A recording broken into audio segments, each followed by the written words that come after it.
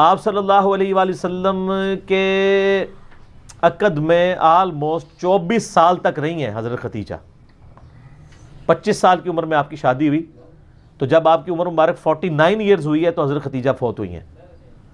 24 سال آپ کی بیوی رہی ہیں اور اس دوران آپ نے دوسری شادی نہیں کی ہے.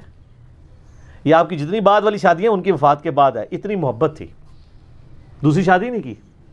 کہ یہ غم بھی جو کہ جواز کی حد تک ہے، میں یعنی سوکن والی امتحان میں نہیں ڈال سکتا، کیونکہ حضرت ختیجہ سے حضور کی محبت ہی بہت زیادہ تھی. اور حضور صلی اللہ علیہ وسلم کی زندگی میں یہ 49th year of his life وہ غم کا سال تھا کہ وہ دونوں ہستیاں جو حضور صلی اللہ علیہ وسلم کی سپورٹ میں کھڑی ہوئی تھی، ایک ہی سال دونوں کا انتقال ہو گیا. اسی لیے اسے کہا جاتا ہے عام الحزن، غم کا سال. تو وہ تو غم تو ختم نہیں ہو سکتا. صحیح بخاری اور مسلم کی متفق علیہ حدیث ہے، مولا علی رضی اللہ تعالیٰ عنہ وعلیہ السلام، جن کی پرورش حضرت ختیجہ نے کی ہوئی ہے اور اللہ نے یہ بدلہ دنیا میں اتارا ہے. ابو طالب نے پرورش کی نبی علیہ السلام کی. ابو طالب کے بیٹے علی بن ابی طالب کی پرورش نبی علیہ السلام نے کی. تو ابو طالب نے نبی علیہ السلام کی پرورش کی اور نبی علیہ السلام نے ان کے بیٹے کی پرورش کی. اور حضرت ختیجہ جو ہے حضرت علی کے لیے ماں کی طرح تھی، اور بعد میں خوش نصیبی کہ انہی کی بیٹی کے ساتھ نکاح بھی ہو گیا سیدہ فاطمہ کے ساتھ. تو صحیح بخاری اور مسلم متفق علیہ حدیث ہے، بخاری مسلم دونوں میں ہے.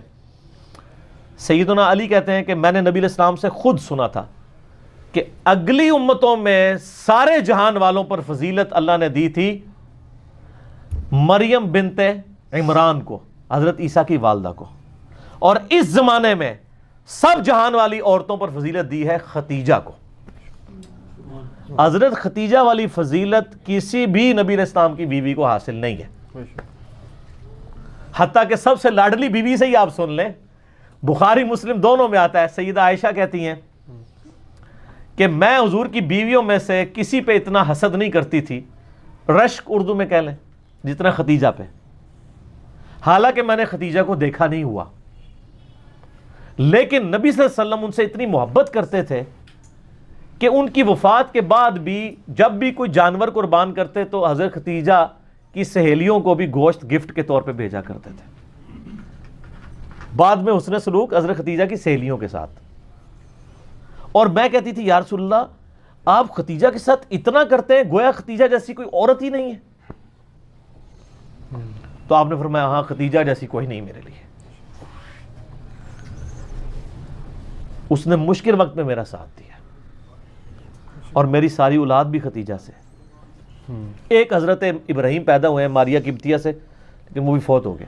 باقی نبی علیہ السلام کی اپنی 4 بیٹیاں اور باقی 2 صاحبزادے حضرت ختیجہ سے، سلام اللہ علیہ وعلیہ السلام. بلکہ حضرت ابو ہریرہ کہتے ہیں رضی اللہ تعالیٰ عنہ، بخاری مسلم دونوں میں، کہ ایک دفعہ حضرت ختیجہ جو ہیں وہ سالن پکا کے کھانا نبی علیہ السلام کے لیے لے کے آ رہی تھی. تو نبی علیہ السلام نے ہمیں خود یہ بات سنائی کہ اس وقت حضرت جبرائیل علیہ السلام میرے پاس آئے اور مجھے کہا کہ آپ کی بیوی جو ہے نا آپ کے لیے کھانا لے کے آ رہی ہے، اور اس بیوی سے آپ نے کہنا ہے کہ اللہ تعالیٰ اس پہ سلام بھیجتا ہے اور جبرائیل بھی سلام بھیجتا ہے. سر آپ امیجن کر سکتے ہیں کسی شخص کو یہ بتایا جائے کہ اللہ تعالیٰ نے آپ کی طرف سلام بھیجا ہے. آپ تو جناب بزرگوں کے سلام کے لیے ترس رہے ہوتے ہیں. تو حضرت ختیجہ جب وہ کھانا لے کے حضور کے سامنے رکھا تو آپ نے فرمایا کہ اللہ تعالیٰ نے تیرے لیے سلام بھجوایا اور جبرائیل علیہ السلام نے. یہ حدیث بخاری مسلم دونوں میں، اور وہ حدیث بڑی رکت انگیز ہے جی، ابو داؤد کے اندر اور مسند احمد کے اندر، کہ نبی علیہ السلام کا ایک داماد جو اس وقت تک کافر تھا، غزوہ بدر کے موقع پر ابو العاص، وہ کافروں کی طرف سے لڑنے آیا ہوا تھا تو وہ جنگی قیدی بنا لیا گیا.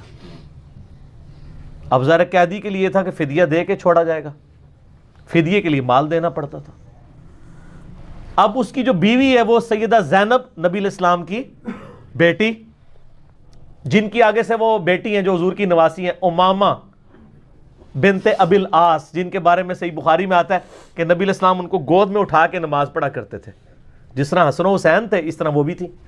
امامہ، یہ لفظ ویسے لوگ امامہ پڑھتے ہیں، یہ الف کے اوپر یعنی حمزہ کے اوپر پیش ہے، امامہ بنت ابی العاص. تو سیدہ زینب نے اپنے گلے کا ہار، یہ صحیح سند کے ساتھ ہے، ابو داؤد میں، مسند احمد میں، اپنے خاوند کی رہائی کے لیے فدیے کے طور پہ حضور کو بھجوایا، کیونکہ ان کو پتا تھا کہ نبی علیہ السلام تو کوئی سفارش قبول نہیں کریں گے، انصاف تو سب کے لیے. اب وہ ایک ایک کر کے قیدی چھوڑے جا رہے ہیں، نبی علیہ السلام کو اعتماد میں لیا جا رہا ہے. ٹھیک ہے کہ جی اس نے یہ دیا مال، اس نے یہ دیا ہے. حتیٰ کہ جب وہ ہار حضور کے سامنے آیا تو آپ صلی اللہ علیہ وسلم پہ رکت طاری ہو گئی. رکت کے الفاظ ہیں، رونا شروع کر دیا آپ نے، کیونکہ وہ ہار حضرت ختیجہ کا ہار تھا جو انہوں نے شادی کے موقع پہ اپنی بیٹی زینب کو گفٹ کیا ہوا تھا. اب حضور کے سامنے وہ ہار آیا تو آپ نے رونا شروع کر دیا.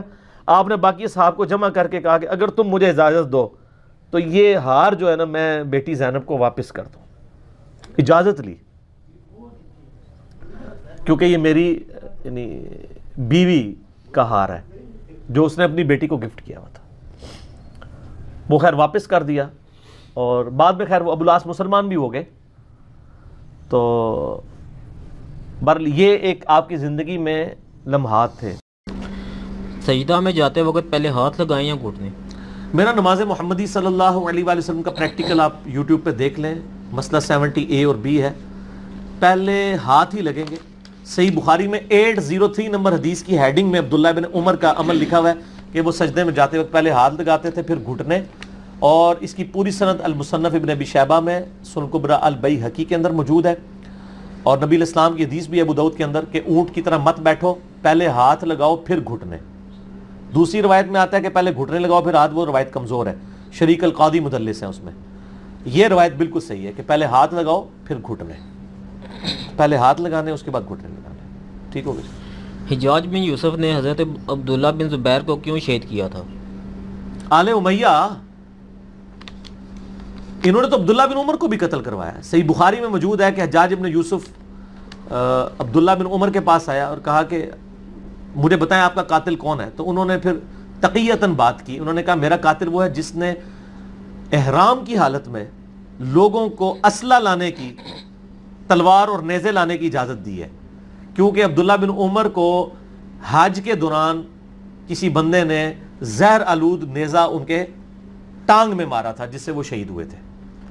کیونکہ عبدالملک بن مروان جو خلیفہ وقت تھا وہ امیر حج بناتا تھا عبداللہ بن عمر کو.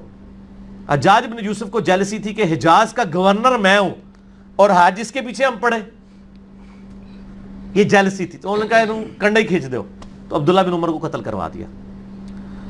عبداللہ بن زبیر کو بھی انہوں نے قتل کروایا کیونکہ انہوں نے حجاز کے اندر حکومت سنبھال لی تھی. یزید کے مرنے کے بعد اس کا ایک بیٹا تھا معاویہ ابن یزید رحمہ اللہ تعالی، جس کو شیعہ بھی رحمہ اللہ کہتے ہیں. 22 سال عمر تھی. اس کو جب خلیفہ بنانے لگے اس نے کہا میرے باپ نے، میں پنجابی کہا کہ میرے باپ نے گھوں کھادا ہے، اپنی آخرت بھی برباد کر دی دنیا کے پیچھے، میں یہ پوسٹ نہیں سنبھالوں گا. تو 2-3 ہفتے ہی زندہ رہا، وہ فوت ہو گیا بعد میں. اس نے وہ حکومت نہیں سنبھالی. مروان بن حکم جو کوفے کا گورنر تھا اس نے پھر وہ حکومت سنبھالی. ادھر عبداللہ ابن زبیر کو موقع مل گیا، مکہ مدینے پہ انہوں نے حکومت سنبھال لی. 9 سال تک یہ رہے. باقی پورے دنیا پہ ان کی حکومت تھی جو مسلمان ورلڈ تھا. تو وہ کوشش کرتا رہا مروان کہ کس طریقے سے عبداللہ ابن زبیر کو قتل کروائے، کامیاب نہیں ہوا. ایون یزید کے دور میں بھی کامیاب نہیں ہوا. پھر عبد الملک بن مروان جب خلیفہ بنا اس کا بیٹا، اس نے حجاج ابن یوسف کو مکے مدینے کی گورنری کی آفر کی. مکے کا، کوفے کا بھی بنایا اور ادھر کا بھی کہا ادھر کی بھی دوں گا. اس نے پھر عبداللہ بن زبیر کو شہید کیا. اس دوران خانہ کعبہ کے اوپر منجنیق سے حملے بھی کیے. اور صحیح مسلم میں یہ پوری ڈیٹیل موجود ہے. پھر انہوں نے وہاں پہ دروازے پہ لاش بھی لٹکا دی. عبداللہ بن عمر وہاں سے گزرے، انہوں نے کہا تم پر سلامتی ہو، یہ آل امیہ کے لوگ تمہارے بارے میں بڑا پراپوگنڈا کرتے ہیں. ابن زبیر تم تو بڑے نیک انسان تھے، روزے رکھنے والے، رات کو قیام کرنے والے، اور اس طرح کی. تو یہ انہوں نے اس دشمنی میں کیا تھا اور پلی وہی لی کہ یہ حاکم وقت کے خلاف بغاوت ہے، آل امیہ کی بیعت اسے کرنی چاہیے. حالانکہ آل امیہ کی اپنی بیعت جو ہے وہ یعنی تلوار کے دھونس پہ یزید کی بیعت کروائی گئی تھی، وہ تو اسٹیبلش ہی نہیں ہوئی. حضرت حسین بھی کھڑے ہوئے ان کے خلاف اور عبداللہ ابن زبیر بھی کھڑے ہوئے. دونوں کو ان لوگوں نے یعنی اس طریقے سے شہید کروایا. دونوں صحابی تھے رضی اللہ عنہم اجمعین وعلیہم السلام اجمعین. یہ وجہ تھی جی، ریٹ آف دی گورنمنٹ اپنے زوم میں، وہ گورنمنٹ جو خود ہی چالی تھی. یزید کا جو بیٹا جو 22 سال کی عمر ہے آپ معاویہ ابن یزید، یہ تبھی موت فوت ہوا تھا یا نہیں خود ہی فوت ہوا تھا؟ ہاں جی تبھی موت۔ حضرت ختیجہ کا نکاح نبی علیہ السلام کے ساتھ کس نے پڑھایا تھا؟ اس طرح کی کوئی تفصیلات احادیث کی کتابوں میں نہیں، بہرحال سیرت النبی میں ملتا ہے کہ ابو طالب نے پڑھایا تھا۔ اور میں آپ کو بتاؤں نکاح جو ہے یہ ایک سوشل بائنڈنگ ہے، اس کا قطعاً کسی ریلیجن سے کوئی تعلق نہیں ہے، کیونکہ کئی احادیث ملتی ہیں کہ کئی کافر جوڑے بھی مسلمان ہوئے ہیں، نبی صلی اللہ علیہ وآلہ وسلم نے ان کا تجدید نکاح نہیں کروایا کہ جی اب مسلمان ہوئے تو دوبارہ نکاح کرو۔ یہاں تو وہ کہتے ہیں نا کہ آپ نے کسی دوسرے فرقے والے کے پیچھے نماز پڑھ لی تو آپ کی بیعت بھی ٹوٹ گئی، نکاح بھی ٹوٹ گیا۔ اور ایک انڈیا کی ویڈیو بھی چڑھی ہوئی ہے ایک گاؤں کی کہ وہ دیوبندی امام تھا تو وہ گاؤں بریلوی تھا، انہوں نے جنازہ پڑھ لیا تو سارے وہ بوڑھے بوڑھے بیچارے تجدید نکاح کروا رہے تھے آ کے، ٹھیک ہے نا، وہ تو میڈیا پہ بھی چلی ان کی۔ تو یہ سر یہ انڈیا پاکستان میں نکاح ٹوٹتا ہے اتنی آسانی سے، ویسے نہیں ٹوٹتا، تو وہ اس سے کوئی تعلق ہی نہیں ہے، وہ سوشل بائنڈنگ ہے، ٹھیک ہو گیا جی۔ نبی علیہ السلام اور صحابہ کرام سے جمعہ کے 2 خطبوں میں ہاتھ اٹھا کر دعا مانگنے کا ثبوت ہے؟ کوئی ثبوت نہیں ہے جی، بلکہ اس کے خلاف ملتا ہے۔ صحیح مسلم کے اندر ایک یعنی صحابی تھے، انہوں نے دیکھا کہ وہ آل مروان میں سے ایک شخص جو ہے وہ 2 ہاتھ سے یوں اشارے کر کر کے تو جمعے پڑھا رہا تھا، تقریر کر رہا تھا یوں ہاتھ اٹھا کے، ان کا تیرے ہاتھ ٹوٹ جائیں، نبی علیہ السلام تو انگلی سے اشارہ کیا کرتے تھے، تو ہاتھ اٹھا کے نہیں دعا کریں گے، البتہ 2 خطبوں کے درمیان یہ دعا کی قبولیت کا وقت ہے، اب وہ آپ دل میں دعا کریں، ہاتھ اٹھانا اس میں کوئی شرط نہیں، نہ اٹھائیں، نہ خطیب اٹھائے اور نہ ہی الا یہ کہ کوئی مسئلہ ہو جائے جیسے دعائے استسقاء والا ایشو ہو جائے، بارش کے لیے دعا کر دی جائے، وہ ایک معاملہ علیحدہ ہے، وہ تو ایک وسیلے کے طور پہ دعا ہوگی نا۔ ادروائز جو جس طرح جو خطبے کے درمیان وہ جو پہلے یوں بیٹھے رہتے ہیں پھر دوسرے پھر یوں بیٹھتے ہیں، یہ خود ہی بنایا ہوا انہوں نے، یہ تو ان کے اپنے علماء بھی کہتے ہیں کہ یہ خود ہی انہوں نے بنا دیا ہے، وہ کہتے ہیں بن گیا، ان کس نے انہوں روکیے، روکیں گے تو لوگ کیا کہیں گے، ٹھیک ہے لوکی کے کہن گے، یہی تو سارا مسئلہ ہے سر، یہی تو فرق ہے صحابی بھی تواڈے چ، صحابی نہیں کہتے سن لوکی کے کہن گے، وہ کہتے سن اللہ کی کہے گا، تسی کہتے لوکی کی کہن گے، تو فرق تو ہے نا پھر، ٹھیک ہو گیا۔ یہ بہت کریٹیکل پوائنٹ ہے، اہل سنت اور اہل تشیع کے درمیان یہ بون آف کنٹینشن بنا ہوا ہے، اور وہ ہے اہل بیت کی ٹرم کے بارے میں کہ اہل بیت کی اصطلاح کن لوگوں پر بولی جائے گی۔ تو بھائیو قرآن و سنت کی روح سے کل 4 کیٹیگری کے لوگ ہیں جن پر اہل بیت کا لفظ بولا گیا ہے الحمدللہ۔ ان میں سے پہلے نمبر پر قرآن پاک کے اندر سورۃ الاحزاب کی آیت نمبر 28 سے لے کر 33 تک پورا کانٹیکسٹ چل رہا ہے، نبی صلی اللہ علیہ وسلم کی بیویوں کو مخاطب کیا گیا ہے، اور پھر آیت نمبر 33 میں فرمایا گیا بسم اللہ الرحمن الرحیم انما یرید اللہ لیذھب عنکم الرجس اہل البیت ویطہرکم تطہیرا، بے شک اے نبی کے گھر والو صلی اللہ علیہ وسلم، اللہ تو یہی چاہتا ہے کہ تم سے ہر طرح کی ناپاکی دور کر دے اور تمہیں خوب صاف ستھرا کر دے الحمدللہ۔ یہ اہل بیت کے بارے میں نازل ہوئی، اور پرٹیکولر قرآن کے کانٹیکسٹ میں نبی صلی اللہ علیہ وسلم کی ازواج کے بارے میں، کیونکہ بھائیو یہ تو ظلم ہے کہ حضرت فاطمہ رضی اللہ تعالیٰ عنہ اہل بیت میں شامل ہوں اور ان کی والدہ محترمہ جو سیدنا علی سے بھی پہلے ایمان لے کر آئیں سیدہ خدیجہ رضی اللہ تعالیٰ عنہ، وہ اہل بیت میں شامل ہی نہ ہوں جنہوں نے حضور کے لیے اتنی قربانیاں دی۔ ان کے بعد سیدنا علی ایمان لے کر آئے، پھر سیدنا زید بن حارثہ اور پھر سیدنا ابوبکر صدیق رضی اللہ تعالیٰ عنہم اجمعین۔ تو پہلے نمبر پر سیدہ خدیجہ ایمان لے کر آئیں، تو وہ بھی اہل بیت میں داخل ہونی چاہیے، تو اس قرآن کی روح سے وہ بھی داخل ہیں، اب عائشہ رضی اللہ تعالیٰ عنہ بھی داخل ہے۔ لیکن مسئلہ یہ ہے کہ ہمارے جو اہل سنت کے مولوی ہیں وہ اپنے دلائل تو پیش کرتے ہیں لیکن ان کے دلائل کا تجزیہ نہیں کرتے، تو اس آیت کے حوالے سے ان کا بہت سٹرونگ پوائنٹ ہے اہل تشیع کا، جو میں چاہ رہا ہوں یہاں پر ایڈریس کر دوں۔ ان کا کہنا یہ ہے کہ نبی صلی اللہ علیہ وسلم کی بیویوں سے جو گفتگو آیت نمبر 28 سے شروع ہوئی وہ تمام کے تمام مونس کے سیغے ہیں، لیکن یہ سیغہ مذکر کا آیا ہے انما یرید اللہ لیذھب عنکم الرجس اہل البیت، انکنہ نہیں آیا،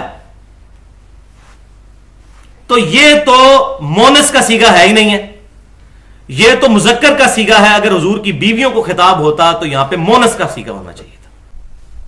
تو بھائیوں یہ بات یاد رکھیں، یہ عربی کا اسلوب ہے، یہ بات میں اہمیت کو واضح کرنے کے لیے یہ عربی میں اسلوب اڈاپٹ کیا جاتا ہے۔ مثال کے طور پر नबी सल्लल्लाहु अलैहि वसल्लम के बारे में अल्लाह ताला ने सूरतुल अहज़ाब में फरमाया, इन्ना अरसलनाका शाहिदम व मुबश्शिरम व नज़ीरा व दाइयन इलल्लाहि बिइज़्निही व सिराजम मुनीरा। बेशक हमने भेजा है आपको। हम तो जमा का सीगा है, अल्लाह तो वाहिद है, लेकिन अल्लाह ताला ने अपना शहाना अंदाज अडॉप्ट किया है कि हमने भेजा है। तो ये मुहावरतन है, ये हम वाहिद के लिए ही, अल्लाह ताला एक ही है, उसके लिए इस्तेमाल हुआ। जैसा कि शुस्ता उर्दू में हमारी जो लखनऊ और बरेली की उर्दू है, उसमें भी लोग, आम लोग भी कहते हैं हम फलां जगह गए और हमने ये कहा और हमने ये कहा। हमने भेजा आपको खुशखबरी देने वाला, गवाह, खुशखबरी देने वाला और डर सुनाने वाला, और अल्लाह के इज़्न से अल्लाह की तरफ बुलाने वाला, और ऐसा सूरज जो चमका देने वाला सूरज, नूरे हिदायत आप सल्लल्लाहु अलैहि वसल्लम की मुबारक साहब। लेकिन पर्टिकुलर ये जो अहले बैत के हवाले से अल्हम्दुलिल्लाह एक आयत और भी कुरान में मौजूद है जो वाज़े कर देगी कि अहले बैत के लिए मुज़क्कर का सीगा कुरान में इसके अलावा भी एक और जगह पर्टिकुलर इस्तेमाल हुआ है, जिस पे अहले तशय्यो को भी कोई एतराज नहीं होगा इंशाअल्लाह। वो कुरान पाक में सूरह हूद की आयत नंबर है 73 जो मैंने पिछली दफा वो मातम वाले कॉन्टेक्स्ट में भी बयान किया था, सूरह अज़ारियात के हवाले से, फसक्कत वजहहा, कि सैयदा सारा ने अपना चेहरा जो है वो पीटा, हैरानगी की वजह से या दुख की वजह से कि अब बुढ़ापे में मुझे सैयदना इसहाक की बिशारत दी जा रही है। यही वाकया सूरह हूद में भी आया है। वहां पर फरिश्ते जो है वो सैयदा सारा को जब ये बिशारत देते हैं तो उनकी जो हैरानगी है उसको दूर करते हुए वो कहते हैं, रहमतुल्लाहि व बरकातुहु अलैकुम अहलल बैत इन्नहु हमीदुम मजीद, कि अल्लाह की रहमत और बरकतें नाजिल हों तुम पर ए अहले बैत, और बेशक अल्लाह ताला अपनी जात में खुद सतूदा सिफात है। तो यहां भी अलैकुम का लफ्ज इस्तेमाल हुआ, मुजक्कर का सीगा इस्तेमाल हुआ अहले बैत के लिए, हालांकि पर्टिकुलर गुफ्तगू हजरत सारा से हो रही थी। तो ये डोमिनेंट फिक्रे को करने के लिए मोनस के लिए भी बाज़ औक़ात मुजक्कर का सीगा कुरान में, और ये अहलल बैत का लफ्ज आ गया, अहलल बैत, अलैकुम, अलैकुम तुम पर अहलल बैत। तो ये अल्हम्दुलिल्लाह मैंने उस कॉन्टेक्स्ट में उनका रद्द कर दिया है राफिदियों का। पॉइंट नंबर 2 इसके अंदर जो दूसरी कैटेगरी है अहले बैत की, वो जो गदीर खुम की मैंने हदीस बयान की ज़ैद इब्न अरकम वाली, सही मुस्लिम की 6225 से 6228 तक, उसके एंड पे ताबीन पूछते हैं कि यह अहले बैत से मुराद क्या नबी सल्लल्लाहु अलैहि वसल्लम की बीवियां हैं? तो ज़ैद इब्न अरकम कहते हैं कि हां वो तो मुराद है ही है, लेकिन यहां पर गदीर खुम पर अहले बैत से मुराद नबी की बीवियां नहीं है, अगरचे वो भी अहले बैत है। यहां पर मुराद वो है जिन पर नबी सल्लल्लाहु अलैहि वसल्लम ने क़यामत तक के लिए सदका हराम फरमा दिया। ज़ैद इब्न अरकम उस हदीस के रावी खुद तफसील कर रहे हैं सही मुस्लिम में, और फिर फरमाया कि आले जाफर, आले अब्बास, आले अकील और आले अली, इन चारों की जो औलाद है क़यामत तक के लिए अहले बैत में अल्हम्दुलिल्लाह शामिल है, अगर करतूत उनके ठीक है। वरना कुरान के रूह से नूह अलैहिस्सलाम के बेटे को भी खारिज कर दिया गया, हालांकि उनका बिगॉटन सन था, सुलभी बेटा था, लेकिन कहा कि ये तेरे अहल में से नहीं है। अहल से हो तो जाहिर है कि उम्मत से वो लोग अफजल हैं, अगर वाकई अपने अमाल दुरुस्त करें तो। कैटेगरी नंबर 3 जो है वो स्पेशल प्रोटोकॉल के साथ 4 हस्तियां ऐसी हैं जिनको नबी सल्लल्लाहु अलैहि वसल्लम ने अपने साथ अहले बैत के तौर पर इस्तेमाल किया। वो इंशाल्लाह डिटेल हदीस में सैयदना हुसैन के फजाइल के चैप्टर में बता दूंगा। यहां ज़िम्नन बता दूं कि सही मुस्लिम में इंटरनेशनल नंबरिंग के मुताबिक 6261 नंबर हदीस है अहले बैत के फजाइल के चैप्टर में, जो अहले सुन्नत और अहले तशय्यो के यहां कॉमन हदीस है कि नबी सल्लल्लाहु अलैहि वसल्लम ने अपनी ऊन की चादर मुबारक जो ओढ़ी हुई थी, अम्मा आयशा रावी हैं कि उस चादर के नीचे सैयदना हसन को लिया, फिर सैयदना हुसैन को लिया, फिर सैयदना अली को लिया, फिर सैयदा फातिमा को लिया, और फिर अल्लाह के हुजूर ये आयत पढ़ी, इन्नमा युरीदुल्लाहु लियुज़हिब अन्कुमुर रिज्सा अहलल बैत व युतहिरकुम तत्हीरा। लिहाजा हमारे प्रॉफिट सल्लल्लाहु अलैहि वसल्लम ने इस आयत के कॉन्टेक्स्ट में एक्सटेंशन के तौर पर इन 4 हस्तियों को भी शामिल किया, और नबी सल्लल्लाहु अलैहि वसल्लम को मिलाकर 5, जिनको हम पंचतन पाक कहते हैं इल्मुल कलाम की टर्म में, कोई हर्ज नहीं। पंचतन पाक से मुराद है शिर्क से पाक, बुरे नजरिया से, सब तन पाक, और ये पंचतन खुसूसियत के साथ पाक। गुनाहों से पाक अहले सुन्नत के यहां सिर्फ अकीदा अंबिया इकराम अलैहिस्सलाम के लिए अल्हम्दुलिल्लाह। गुनाहों से महफूज हो जाता है जरूर बंदा एफर्ट कर करके, लेकिन मासूम नहीं हो सकता। बहरहाल लग्जिश किसी से भी हो सकती है। اور چوتھی کیٹیگری جو ہے اعزازی طور پر اہل بیت میں جن لوگوں کو شامل کیا گیا، جن میں ٹاپ آف دا لسٹ واحد صحابی جن کا نام بھی قرآن میں آیا ہے، سیدنا زید ابن حارثہ رضی اللہ تعالیٰ عنہ. زید کا نام سورہ احزاب میں آیا ہے. ان کا بیٹا اسامہ ابن زید، بخاری اور مسلم میں احادیث موجود ہیں کہ نبی صلی اللہ علیہ وسلم کہ جو اہل بیت والے جو چیپٹر ہیں ان میں اسامہ بن زید کو ڈالا گیا. بڑے بڑے صحابہ اکرام علیہم رضوان حضور کو ڈائریکٹ اپروچ نہیں کر سکتے تھے، سفارش کے لیے اسامہ بن زید کو، اور نبی صلی اللہ علیہ وسلم اپنی گود میں ایک طرف اسامہ بن زید کو بٹھاتے تھے تو دوسری طرف سیدنا حسن و حسین کو بٹھاتے تھے. اتنی محبت کرتے تھے کہ ان کا نام زید بن محمد مشہور ہو گیا تھا، زید ابن حارثہ کا نام، اور ان کے بیٹے ہیں اسامہ ابن زید رضی اللہ تعالی عنہم اجمعین. تو وہ بھی اہل بیت میں شامل. اسی طریقے سے سلمان فارسی کو نبی صلی اللہ علیہ وسلم نے اہل بیت میں آنری طور پر الحمدللہ شامل کیا. اس کے علاوہ بھی کافی صحابہ کرام علیہم رضوان. کیوں ناز نہیں کرتا میں اپنے مقدر پر،